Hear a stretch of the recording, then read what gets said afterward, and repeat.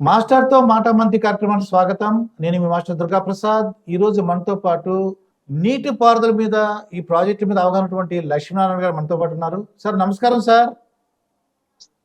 నమస్తే సార్, ఇప్పుడు చంద్రబాబు నాయుడు గారు ఈ అనుసంధానం అంటున్నారండి, పెన్నా నది అనుసంధానం అంటున్నారు. మీకు చాలా అవగాహన ఉంది, దీని గురించి ఒకసారి ఎక్స్ప్లెయిన్ చేయండి సార్. ఏంటి లాభాలు, ఏంటి నష్టాలు ఉన్నాయా? గత కొన్ని సంవత్సరాల నుంచి నదుల అనుసంధానం పైన జాతీయ స్థాయిలో చర్చ జరుగుతున్నది. సుప్రీంకోర్టులో కూడా ఇది తీర్పు ఇవ్వబడింది. జాతీయ స్థాయిలో గంగా కావేరి అనుసంధానం దాని యొక్క ఆచరణకు సాధ్యమైనటువంటి పథకాన్ని రూపొందించి అమలు చేయమని ఉన్నత న్యాయస్థానం కూడా సూచించింది. కేంద్ర ప్రభుత్వం ఒక ప్రత్యేక సంస్థను నెలకొల్పి జాతీయ స్థాయిలో వివిధ దశల్లో వివిధ విభాగాలుగా నదుల అనుసంధాన కార్యక్రమాన్ని ముందుకు తీసుకెళ్లడానికి చర్యలు చేపడతా ఉంది, కార్యాచరణ రూపొందించబడుతుంది. అందులో భాగంగా దక్షిణాదికి సంబంధించి మహానది, గోదావరి, కృష్ణ, పెన్నా, కావేరి వరకు అనుసంధానం చేయాలని ఆలోచన. ఒడిస్సా రాష్ట్రం మహానదిలో నీళ్లు లేవు, ఆ అనుసంధాన పథకానికి మేము అనుకూలం కాదని పేచీ పెట్టారు. అందువల్ల ఇప్పుడు గోదావరి, కృష్ణ, పెన్నా, కావేరి అనుసంధానం కార్యక్రమాన్ని చేపట్టాలని కేంద్ర ప్రభుత్వం తలపోస్తున్నది. వాళ్ళు అనుకుంటున్నది తెలంగాణ రాష్ట్రంలోని ఇచ్చెంపల్లి నుంచి నాగార్జున సాగర్, అలాగే పెన్నా, సోమశిల, కావేరి ఈ అనుసంధాన పథకాన్ని గురించి ఒపీనియన్స్ అడిగారు. అటు తెలంగాణ ప్రభుత్వాన్ని, ఇటు ఆంధ్రప్రదేశ్ ప్రభుత్వాన్ని, తమిళనాడు ఈ రాష్ట్రాలని. ఇది ఒకవైపున చర్చ జరుగుతున్నది. కానీ రాష్ట్రం విడిపోయిన తర్వాత తెలంగాణ గడ్డపై నుంచి నదుల అనుసంధానం అనేటువంటిది సమస్యలు తెచ్చిపెడుతుంది. నదుల అనుసంధానంలో మొదటిదైనటువంటి దక్షిణాది పెనిన్సులా అనుసంధానంలో మహానది, పోలవరం, గోదావరి పైన పోలవరం, అలాగే ప్రకాశం బ్యారేజీ, సోమశిల, కావేరి వరకు అనుసంధానం అనేది పెట్టారు. ఇప్పుడు ఒడిశా వాళ్ళు అంగీకరించకపోయినా పోలవరం ప్రాజెక్టు నిర్మాణం చేసి పోలవరం నుంచి కృష్ణానది, పెన్నా అనుసంధానం చేయాలి అని ఆంధ్రప్రదేశ్ భావిస్తా ఉంది. ఇప్పుడు చంద్రబాబు నాయుడు గారి ప్రభుత్వం 2014-19లో ఉన్నప్పుడే ఒక ప్రతిపాదనను రూపకల్పన చేశారు. పోలవరం ప్రాజెక్టు నుంచి పోలవరం కుడి కాలువను విస్తరించి ప్రకాశం బ్యారేజీకి తీసుకొచ్చి, ప్రకాశం బ్యారేజీ పైభాగంలో వైకుంఠాపురం దగ్గర ఒక రిజర్వాయర్ నిర్మించి, అక్కడి నుంచి ఎత్తిపోతల పథకం ద్వారా నాగార్జున సాగర్ కుడి కాలువలో నీళ్లు పోసి, బొల్లాయిపల్లి దగ్గర ఒక రిజర్వాయర్ ఒక 20 టీఎంసీలో 30 టీఎంసీల నిల్వ సామర్థ్యంతో నిర్మించి, అక్కడి నుంచి వెలుగొండ ప్రాజెక్టు ఆయకట్టు మీదుగా సోమశిలకు రిజర్వాయర్కి తరలించాలి గోదావరి నీటిని అనేది ఆనాటి ఆలోచన. దానికి అనుగుణంగానే ఇప్పుడు మళ్ళీ అధికారంలోకి వచ్చిన తర్వాత ఈరోజు చంద్రబాబు నాయుడు గారి ప్రభుత్వం మొదటి దశ అనుసంధానంలో భాగంగా 6,020 కోట్ల రూపాయల వ్యయ అంచనాతో నాగార్జున సాగర్ కుడికాలవ ఆయకట్టుకు నీరిచ్చేటువంటి, ఆ ప్రాంతంలో ఉండే ప్రజానికానికి త్రాగునీరు అందించేటువంటి లక్ష్యంతో గోదావరి, కృష్ణ, పెన్నా అనుసంధాన పథకాన్ని చేపట్టాలి. దానికి సూత్రప్రాయంగా ఆమోదించి ఏ విధంగా అమలు చేయాలి అనే దానిపైన నిపుణుల యొక్క ఆలోచనలు తెలియజేయమని చెప్పి కోరారు. ఈరోజు ఈ మధ్య కాలంలో కొన్ని అనుభవాలు వచ్చినాయి. బుడమేరు మొన్న ఈ మధ్య కాలంలో వచ్చిన వరదలకి ఎంత ప్రమాదాన్ని విజయవాడకు తెచ్చిపెట్టిందో మనం చూసాం. ఆ బుడమేరు డైవర్షన్ కెనాల్ పోలవరం కుడి కాలువతో అనుసంధానం చేయబడుతుంది. గోదావరి నీళ్లు పోలవరం కుడి కాలువ మీదుగా వచ్చే 80 టీఎంసీలు, అలాగే ఎప్పుడైనా వరదలు వచ్చినప్పుడు బుడమేరు నీరు రెండూ కలిసి ప్రకాశం బ్యారేజీకి చేరాలంటే సాంకేతిక పరమైనటువంటి ఇబ్బందులు ఎదురైన అనుభవం మనం మొన్న చూసాం. పైనుంచి కృష్ణా నది ఉధృతంగా ప్రవహించింది, రెండవ వైపున బుడమేరు డైవర్షన్ కెనాల్ నుంచి వచ్చే నీరు ప్రకాశం బ్యారేజీలోకి వెళ్లకుండా ఎగదన్ని కాలువ తెగిపోయి విజయవాడ మీదకి వచ్చి పడ్డాయి. ఈ విషయాన్ని నేను ఎందుకు ప్రస్తావన చేస్తున్నానంటే, గోదావరి కృష్ణా పెన్నా అనుసంధానాన్ని కుడి కాలువను విస్తరించడం ద్వారా గోదావరి నీటిని ప్రకాశం బ్యారేజీకి తీసుకొచ్చి అక్కడి నుంచి తరలించాలనేటువంటి ఆలోచన ఈ తాజా అనుభవం నుంచి కొంత గుణపాఠం నేర్చుకొని మరో ప్రత్యామ్నాయాన్ని ఇంజనీరింగ్ నిపుణులు అన్వేషించాలని చెప్పి నేను కోరుతున్నాను. ఈరోజు గోదావరి వరద నీటి మీద ఆధారపడే చింతలపూడి ఎత్తిపోతల పథకాన్ని చేపట్టారు. నిర్మాణంలో ఉన్నది 4,80,000 ఎకరాలకు నీరందించేటువంటి ఎత్తిపోతల పథకం అది. అందులో దాదాపు 2.6 లక్షల ఎకరాలకి నాగార్జున సాగర్ ఎడమ కాలువ ఆయకట్టుకు నీరిచ్చేటువంటి పథకం. ఈరోజు దీనికి ఈ గోదావరి కృష్ణా పెన్నా నదుల అనుసంధాన పథకానికి సమన్వయం చేసుకొని ఒక ఆలోచన చేసి గోదావరి నీటిని ఎత్తిపోసి తరలించి చింతలపూడి ప్రాంతంలోనే, చింతలపూడి ఎత్తిపోతల పథకం ప్రాంతంలోనే ఒక పెద్ద రిజర్వాయర్, ఒక 100 టీఎంసీల రిజర్వాయర్ నిర్మించి గోదావరిలో వరద వచ్చినప్పుడు వెంటనే ఎత్తిపోసుకొని అక్కడ నిల్వ చేసుకొని ఆ రిజర్వాయర్ నుంచి సాగర్ ఎడమ కాలువ ఆయకట్టు మీదుగా ఏదైతే చింతలపూడి ఆయకట్టు ప్రతిపాదిత ఆయకట్టు ఉన్నదో దాని మీదుగా వైకుంఠాపురానికి గాని లేదా పులిచింతల రిజర్వాయర్ గాని నీటిని తీసుకొచ్చి అక్కడి నుంచి కృష్ణా నదిని క్రాస్ చేసి నాగార్జున సాగర్ కుడి కాలువ ఆయకట్టుకు నీరు అందించుకుంటూ వెలుగొండ ప్రాజెక్టు ఆయకట్టుకు కూడా నీరిచ్చుకుంటూ వెనుకబడిన ప్రాంతం, మెట్ట ప్రాంతం, ప్రకాశం జిల్లాలో అత్యంత కరువు పీడిత ప్రాంతం, ఆ ప్రాంతానికి కూడా గోదావరి నీటిని అందిస్తూ సోమశిల రిజర్వాయర్కి తీసుకెళ్తే ఆ మేరకు సాగర్ కుడి కాలువకు, సాగర్ ఎడమ కాలువ ఆయకట్టుకు ఆంధ్రప్రదేశ్ లో ఉన్న దానికి గోదావరి నీటిని సాధ్యమైనంత ఎక్కువ ఇవ్వడం, కృష్ణా డెల్టాకు కూడా 80 టీఎంసీలు నీటిని అందించడం, తద్వారా ఈ ప్రాజెక్టులకు కృష్ణా నీటిని ఏవైతే వినియోగిస్తున్నారో వాటిని శ్రీశైలం దగ్గర నిలేసుకొని అక్కడి నుంచి రాయలసీమ కరువు పీడిత ప్రాంతంలో నిర్మాణంలో ఉన్న నిర్మించబడిన ప్రాజెక్టులకి, అది శ్రీశైలం కుడి బ్రాంచ్ కాలువ కావచ్చు, తెలుగు గంగ కావచ్చు, హంద్రేనివా కావచ్చు, గాలేరు నగరి ప్రాజెక్టు కావచ్చు, పురాతన కాలంలో నిర్మించిన కృష్ణా కర్నూలు కడప కాలువ కావచ్చు, వాటన్నింటికి నీటిని అందించేటువంటి వెసులుబాటు ఉంటుంది. అందువల్ల పోలవరం కుడి కాలువ విస్తరణకు బదులు ప్రత్యామ్నాయంగా చింతలపూడి ఎత్తిపోతల పథకం ఆయకట్టు ప్రాంతంలో, మెట్ట ప్రాంతాలలో పైభాగంలో కాలువను ప్రత్యామ్నాయంగా నిర్మించి గోదావరి నీటిని తరలించేటువంటి ఆలోచన చేస్తే, అధ్యయనం చేసి నివేదికను తయారు చేస్తే ఎక్కువ ప్రయోజనకరంగా ఉంటుంది అనేది నా ఆలోచన.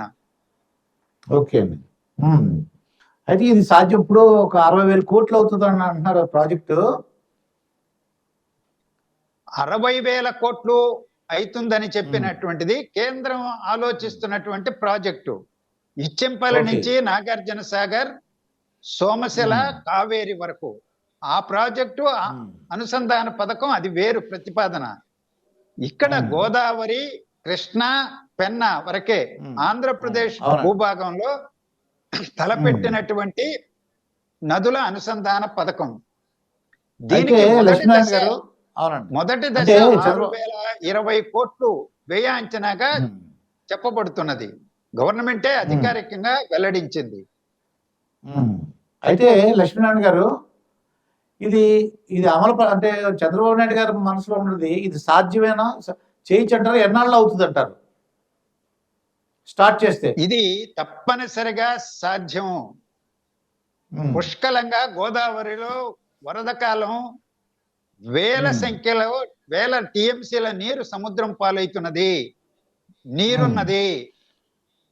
అలాగే ఆయకట్టుకు ఇబ్బందులు వస్తున్నాయి కృష్ణా డెల్టాలోను, అలాగే సాగర్ కుడి ఎడమ కాలువల కింద.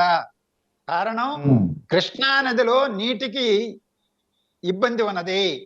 కర్ణాటక మహారాష్ట్రలో ప్రాజెక్టులు కట్టేశారు. తెలంగాణ విడిపోయిన తర్వాత వాళ్ళు కూడా కొత్త ప్రాజెక్టులు నిర్మించుకుంటున్నారు. పర్యావసనంగా శ్రీశైలంక నీళ్లు రావడమే కష్టంగా తయారైంది. వరదలు వచ్చిన మొన్న వచ్చి ఉండొచ్చు కానీ ఇది 4 గంటలకు ఒకసారి వచ్చే వరదల వాటిని చూసి మురిసిపోకూడదు. దీర్ఘకాలికంగా 2000 సంవత్సరం నుంచి మనం చూస్తే చాలా సంవత్సరాలు రాయలసీమ కరువు పీడిత ప్రాంతంగానే మిగిలిపోయింది. అందువల్ల వచ్చిన నీళ్లు కూడా సముద్రం పాలవుతున్నాయి. ఈ రోజు నదుల అనుసంధానం ద్వారా గోదావరి నీటిని కృష్ణా డెల్టాకి, గోదావరి కుడి ఎడమ కాలువల ఆయకట్టుకు ఆంధ్రప్రదేశ్ లో వినియోగించుకొని కృష్ణా నీటి మీద ఒత్తిడి తగ్గించుకొని శ్రీశైలం దగ్గర ఆదా చేసుకొని వాటిని ప్రకాశం జిల్లా రాయలసీమ కరువు పీడిత ప్రాంతాలకు తరలించడం అనేది భవిష్యత్తు భరోసా ఏర్పాటు అవుతుంది, వ్యవసాయం అభివృద్ధి అవుతుంది, ఉపాధి అవకాశాలు, గ్రామీణ ఆర్థిక వ్యవస్థ బాగుపడుతుంది. ఆ ఆలోచనతో చేసినప్పుడు సాధ్యాసాధ్యాలు అన్న ప్రశ్న ఉద్భవించదు. సాధ్యమే. ఇవాళ టెక్నాలజీ అందుబాటులో ఉన్నది. ఇది అందులో ఎత్తిపోతల పథకం కూడా చాలా పరిమితమే. గ్రావిటీ కెనాల్స్ ద్వారానే ఎక్కువగా నీటిని తరలించడం జరుగుతుంది. ఒక్క కృష్ణా నదిని తరలించేటప్పుడే ఎత్తిపోతల పథకం అవసరం. అలాంటి 1, 2 చోట్ల ఎత్తిపోతల పథకాలు అంతర్భాగంగా నిర్మించుకొని ఎక్కువ భాగం కాలువల ద్వారానే నీటిని తరలించే సౌలభ్యం ఉన్నది కాబట్టి ఇది కష్టసాధ్యమైంది కాదు. డబ్బు అనేటువంటిది ఈ రోజు పట్టిసీమ ఎత్తిపోతలు చూసాం. దానికి ఒక 1600-1700 కోట్లు ఖర్చు పెట్టి నిర్మించారు. ఒక 4-5 ఏళ్లు వరుసగా నీటిని వినియోగించుకోవడం జరిగింది. రైతులు పంట పండించుకున్నారు సకాలంలో, తుఫాన్ల బారిన పడలేదు. వేల కోట్ల రూపాయలు ఆదాయం రైతుకు సమకూరింది. ప్రభుత్వానికి, సమాజానికి మేలు జరిగింది. అందువల్ల పెట్టుబడి అనేటువంటిది ప్రాజెక్టుల మీద పెట్టితే, అది శ్రీశైలం మీద పెట్టినా, సాగర్ మీద పెట్టినా, రేపు ఈ రోజు పెడుతున్నటువంటి పోలవరం మీద పెట్టినా అది పెట్టుబడే కానీ అది నష్టం కలిగించేటువంటి పెట్టుబడి కాదు. ప్రయోజనం, ఫలితాలు సంపాదించి పెట్టేటువంటి ఆదాయాన్ని, సంపదను సృష్టించేటువంటి పెట్టుబడి మాత్రమే. ఓకే, ఇక లక్ష్మీనారాయణ గారు, ఈ పెన్నా నది అనుసంధానంలో రైతులు కానీ ఏదైనా గ్రామాలు మునిగిపోతే వాళ్ళందరూ కూడా న్యాయం చేయాలండి గవర్నమెంట్. ఈ పథకం ద్వారా కాలువ తవ్వడానికి 1-2 చోట్ల రిజర్వాయర్లు నిర్మించడానికి అవసరమైన భూమిని మాత్రమే పరిమితంగా సేకరించేటువంటి పథకమే ఇది. ఇప్పుడు పోలవరం లాగా పెద్ద సంఖ్యలో 1,70,000, 1,80,000 ఎకరాలు సమీకరించాల్సిన అవసరం ఈ అనుసంధాన పథకానికి లేదు. అందులో పెద్ద ఇబ్బందికరంగా అవుతుందని నేను అనుకోవడంలా. అందులో ఆ ప్రాంతాలకి ఉదాహరణకి ప్రకాశం జిల్లా మెట్ట ప్రాంతం, అలాగే కృష్ణా జిల్లాలో, ఎన్టీఆర్ జిల్లాలో పైభాగంలో, పశ్చిమ గోదావరి జిల్లా పైభాగంలో మెట్ట ప్రాంతాల్లో ఈ రోజు నీళ్లు లేక పంటలు పండించుకోలేని పరిస్థితి. మెట్ట పైర్లు వేసుకుంటున్నారు. వాళ్లకు గోదావరి నీటిని ఇస్తామంటే ఆ భూముల విలువ పెరుగుతుంది, సాగు విస్తీర్ణం పెరుగుతుంది, రైతులకు ఆదాయం పెరుగుతుంది.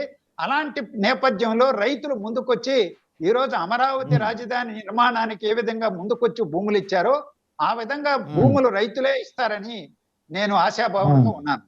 అయితే మన ఆంధ్రప్రదేశ్ ఒక మంచి రోజులు రాబోతున్నాయి అనుకోవచ్చండి. ఆంధ్రప్రదేశ్ కి చంద్రబాబు నాయుడు గారు వచ్చిన తర్వాత మంచి రోజులు వచ్చినట్టుగా అనుకోవచ్చు ఈ ప్రాజెక్టుతో. ప్రాజెక్టుతో భవిష్యత్తు ఉంది. ఆ ప్రాజెక్టు ఎవరు నిర్మిస్తే వాళ్ళకి ఆ ఖ్యాతి దక్కుతుంది. అది ఇవాళ చంద్రబాబు నాయుడు గారికి అవకాశం ఉంది.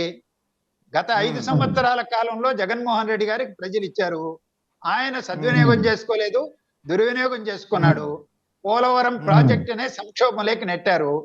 పోలవరం ప్రాజెక్టు నిర్మాణం జరగకుండా, అది కూడా పూర్తి గరిష్ట స్థాయిలో 45.72 మీటర్ల ఎత్తుతో పోలవరం నిర్మించినప్పుడే గోదావరి, కృష్ణా, పెన్నా నదుల అనుసంధాన పథకం కూడా విజయవంతంగా ఉంటుంది.